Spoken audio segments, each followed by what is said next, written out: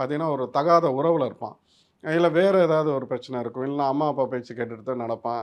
இல்ல வேற யாராவது அவனோட கட்டுப்பாட்டுல இருப்பான். இந்த மாரியான ஆட்கள நம்ம என்ன பண்ண முடியும்? அப்போ ஒவ்வொரு விஷயமும் நம்ம கட் பண்ற மாரி இருக்கும். இவன் தகாத உறவுல இருந்தான்னா, அத நம்ம வெட்டி விடுற மாரி இருக்கும். இல்ல வேற ஏதாவது கட்டுப்பாட்டுல இருந்தான்னா, அந்த விஷயத்த நம்ம வெட்டி விடுற மாரி இருக்கும்.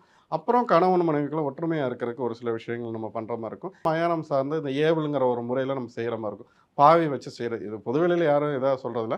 நம்ம இது ஒரு புரிதலுக்காண்டி சொல்றோம். இப்ப ஏவல்னா என்ன பண்ணுவாங்கன்னா, ஒரு தெய்வத்த அதுக்கு என்ன தேவைப்படும்னா, கண்டிப்பா அந்த சம்மந்தப்பட்டவங்களோட DNA தேவைப்படும். அதாவது தலைமுடியோ, காலணி மண்ணோ, ட்ரெஸ்ஸோ ஒவ்வொரு முறை இருக்கு. மெழுகு பாவை இருக்கு, அரிசி மாவு பாவை இருக்கு. இப்ப இந்த வெல்லத்திலேயே பாவு பிடிக்கிறதுங்கிறது இருக்கு.